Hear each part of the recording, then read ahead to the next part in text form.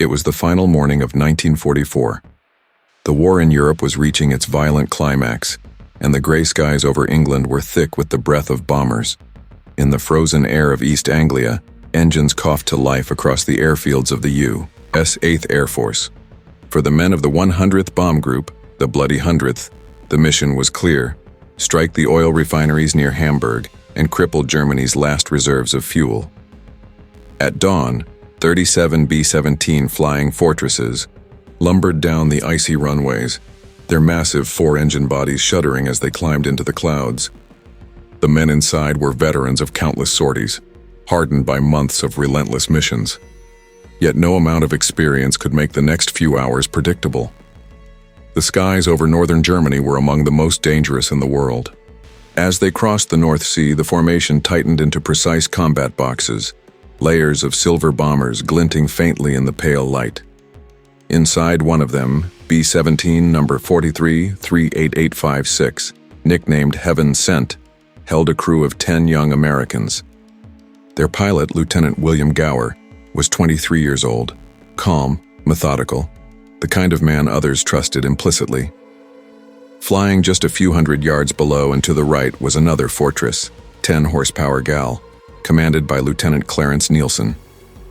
The radio crackled with coded transmissions as the lead navigator confirmed their path. Altitude, 25,000 feet. Airspeed, 150 knots. Temperature outside, -40. Inside, frost gathered on the oxygen masks, and the gunners flexed their hands inside thick gloves. Every man knew the pattern: steady flight, bomb run, then home. But they also knew that between them and safety lay the flak corridors of Hamburg and the lethal precision of the Luftwaffe. At 11:15 a.m., the German coast appeared through the haze. Within minutes, the first black puffs of anti-aircraft fire began to bloom around the formation. The bombers held their course. Training demanded it. Each crew depended on the others to maintain the grid that protected them from the enemy fighters. But as they neared the target, the flak intensified. Shells burst at perfect altitude, slamming fragments into the B-17's wings and fuselages. In Heaven Sent, the intercom filled with static and shouted updates. "Flak, 9 o'clock low. Hydraulic line hit. Number 3 engine smoking." Gower fought to keep the bomber level, his eyes on the instrument panel as the whole aircraft trembled. The smell of burnt cordite filled the cockpit. Somewhere behind them, another fortress exploded in a flash of orange light, 10 men gone in a heartbeat. Then came the fighters. Messerschmitt, Bf-109s and Focke-Wulf 190s swooped down from above, cutting through the formation with cannon fire. The bombers' 50 caliber guns roared in reply, tracers streaking through the thin air. To the men in the gun turrets, it was chaos. Targets appeared for seconds, vanished, then returned with fangs of fire. Lieutenant Nielsen's 10-horsepower gal took a direct hit to its tail section. The stabilizer sheared off, sending the plane yawing violently. Nielsen tried to steady her, but the control cables were half severed. His co-pilot shouted over the intercom, "We're losing her!" They began to drop out of formation, their right wing dipping dangerously. At that same moment, Gower's Heaven Sent was trying to climb back to altitude after taking damage to its right engines. Through the frost-covered windshield, Gower saw something horrific. Another B-17 spinning slightly out of control, drifting straight toward them from above. "Brace!" he yelled. The collision was instant. Metal shrieked as 10-horsepower gal's belly slammed onto Heaven Sent's upper fuselage. The top turret gunner was thrown from his seat. Aluminum tore like paper. But against all odds, the two massive bombers did not explode. Somehow in the chaos, their structures locked together, the upper aircraft resting squarely on the lower one. Incredibly, the propellers of both planes kept spinning. The crew of 10-horsepower gal looked down in disbelief through a jagged hole in their floor. Below them, Gower and his co-pilot were still alive, gripping their controls, stunned but conscious. For several seconds, no one could speak. Two B-17s, each weighing more than 30 tons, were fused in mid-air, sharing the same impossible flight. The radio came alive with confused voices. "Mayday! 2 forts have collided. They're still flying." Other bombers veered aside, afraid the conjoined planes would explode.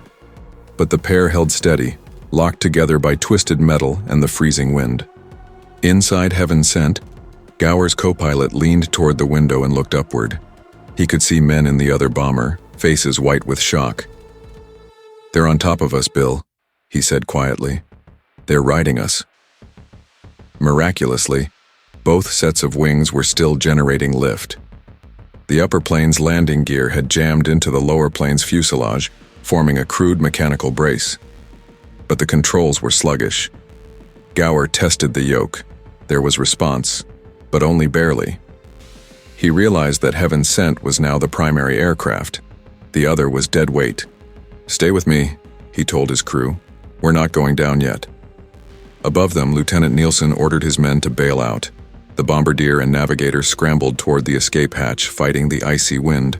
One by one, they leapt into the void, parachutes blooming like white flowers against the gray clouds. The tail gunner hesitated, seeing that the plane below was still flying. For reasons he could never explain, he stayed. As the empty 10-horsepower Gal gradually powered down, its remaining engines sputtered and died. But gravity and aerodynamics did something extraordinary. The dead bomber's weight pressed down in perfect balance, stabilizing the damaged Heaven Sent beneath it. The two aircraft now moved as one, an accidental, macabre invention of war. For nearly 15 minutes they flew like that, drifting westward away from the target zone. Gower tried to radio for help, but the antennas were shattered. Only short bursts of static reached the other planes. From a distance, gunners in the formation watched in awe as the conjoined fortresses kept flying, the lower engines straining to carry both loads. At 12:05 p.m., Heaven Sent began to lose altitude. The controls were growing heavier. The strain on the airframe was too great. Gower ordered the crew to prepare to bail out, but his co-pilot refused to leave. "If you can hold her, we'll get her over friendly lines." Gower nodded silently. They were still deep over German territory. Below them, the fields of Schleswig-Holstein rolled by in the thin winter light. Smoke from flak bursts hung in the air. Slowly, painfully, the hybrid aircraft descended through 10,000 feet. The sound of the wind changed pitch, a long, moaning note that seemed almost human. For a brief moment, both pilots, one alive below, one gone above, had done the impossible. Two aircraft had collided, yet continued to fly together. It was a phenomenon no engineer could have predicted, and no crew would ever forget. As they neared the ground, Gower realized there was no saving it. The right wing was bending visibly under the stress. He shouted, "Bail out, all of you!" The surviving crew scrambled for the hatches. The top turret gunner leapt first, followed by the navigator and bombardier. One by one, parachutes opened against the winter sky. Gower stayed at the controls until the last man was clear. At approximately 12:15 p.m., the twin mass of metal began to break apart. The upper fuselage tore free, spiraling toward the earth. Moments later, Heaven Sent struck a frozen field near Zeven, Germany. The impact scattered wreckage across hundreds of yards. Villagers later said they had seen two planes falling together, like lovers locked in an embrace. Hours later, the surviving crew were captured by German soldiers and taken as prisoners of war. Lieutenant Gower suffered a broken arm but was alive. Of 10-horsepower Gal's men, only 3 survived the jump. News of the bizarre collision reached the 100th Bomb Group headquarters that evening.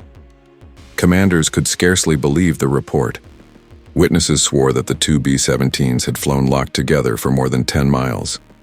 Engineers later studied the wreckage and confirmed what seemed impossible. The landing gear of the upper plane had fused into the bomb bay structure of the lower one, creating a crude but stable join. For the men who saw it, it was one of the strangest sights of the air war, a testament to the resilience of the flying fortress and the stubborn will of those who flew her. In a sky filled with death, 2 shattered machines had clung to life longer than anyone thought possible.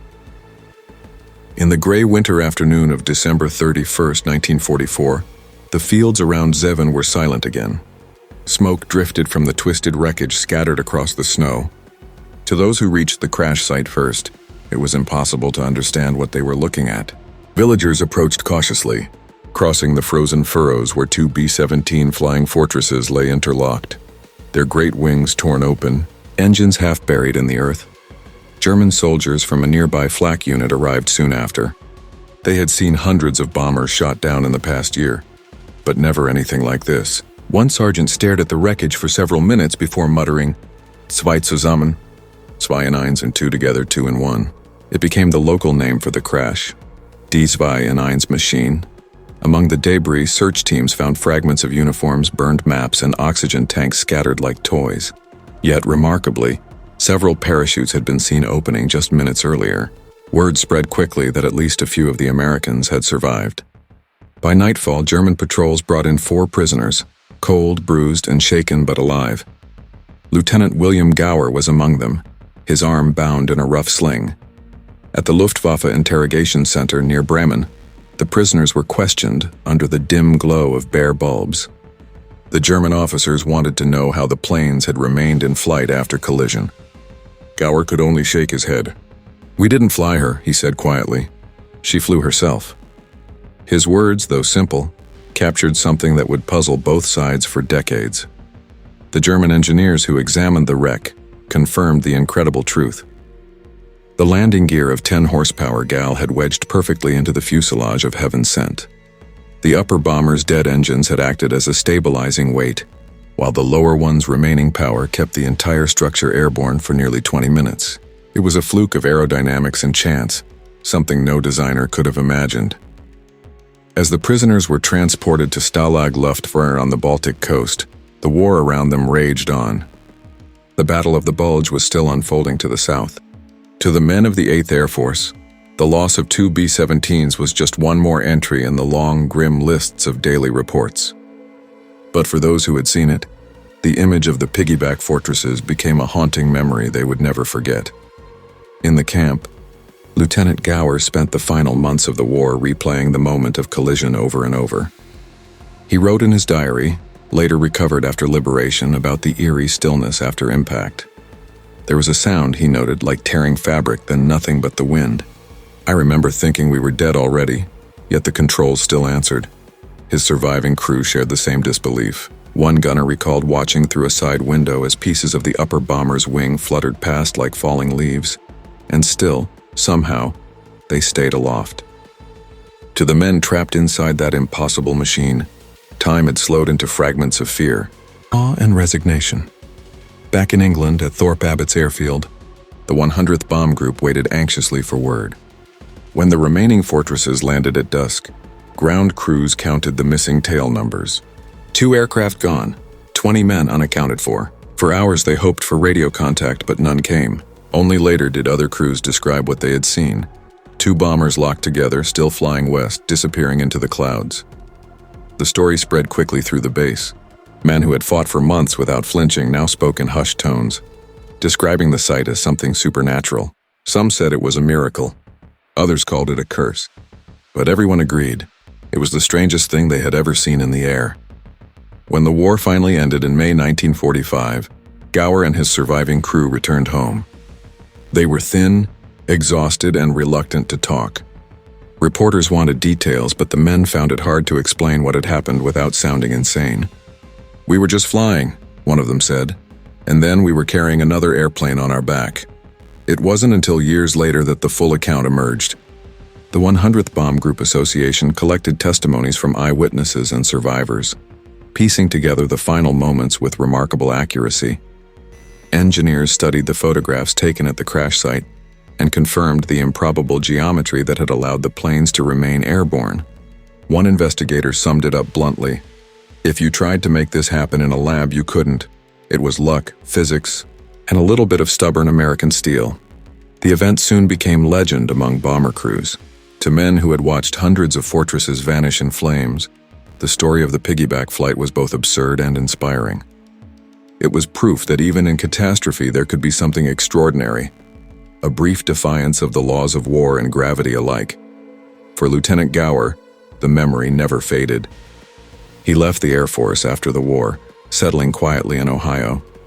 He rarely spoke of the incident, though in interviews decades later he described it as a moment of eerie calm. "I thought," he said, Maybe God was giving us a few extra minutes to understand what courage really is. In Germany, locals near Zeven preserved fragments of the wreckage. Farmers who had been children at the time remembered the sight vividly. Two giant bombers descending as one, their engines howling together before the crash. For years afterward, bits of metal turned up in the fields, twisted aluminum stamped with U.S. serial numbers, reminders of that day when the sky itself seemed to defy logic. In 1978, historians from the 100th Bomb Group Foundation visited the site. They found remnants still buried beneath the soil, and one elderly witness guided them to the exact field where the fuselages had burned.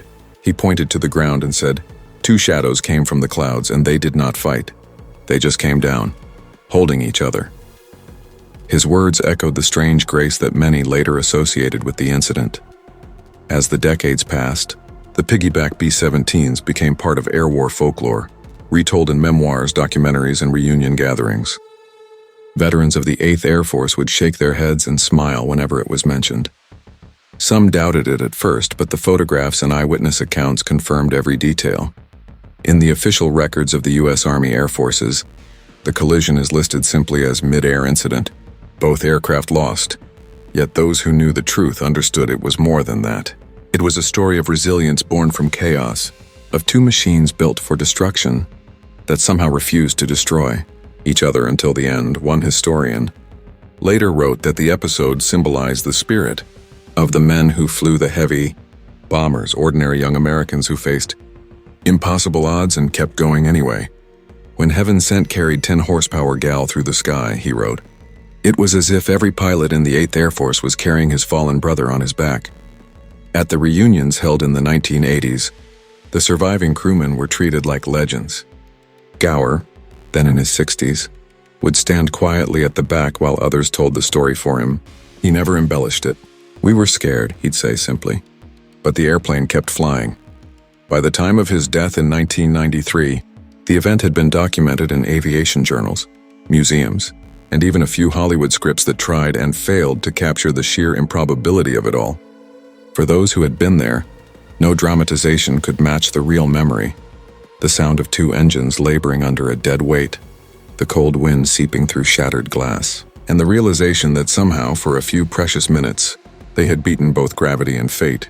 Today, at the 100th Bomb Group Memorial Museum in Norfolk, England, a display honors the Piggyback B-17s. It includes photographs of the wreckage, fragments of aluminum, and a simple inscription that reads, December 31st, 1944, 2 fortresses, 1 flight. Visitors pause to read the story, often shaking their heads in disbelief. Many ask the same question, how could it have happened? Engineers still debate the exact aerodynamics, but veterans who knew those planes insist that the B-17 was built with something more than metal and rivets. It had soul. Each time the story is retold, it carries the same haunting power. In a war defined by destruction, there was a moment when 2 broken machines found balance together in the sky. For a fleeting quarter of an hour, courage and coincidence fused into a single impossible act of survival. And when Heaven Sent and 10 horsepower gal finally fell to earth, they left behind not just wreckage, but a legend, a testament to the men who flew into danger every day and to the stubborn, almost miraculous will to keep flying no matter what the world threw at them. As one surviving gunner said years later, standing before the memorial, "We always thought those planes had hearts. That day I think they shared one."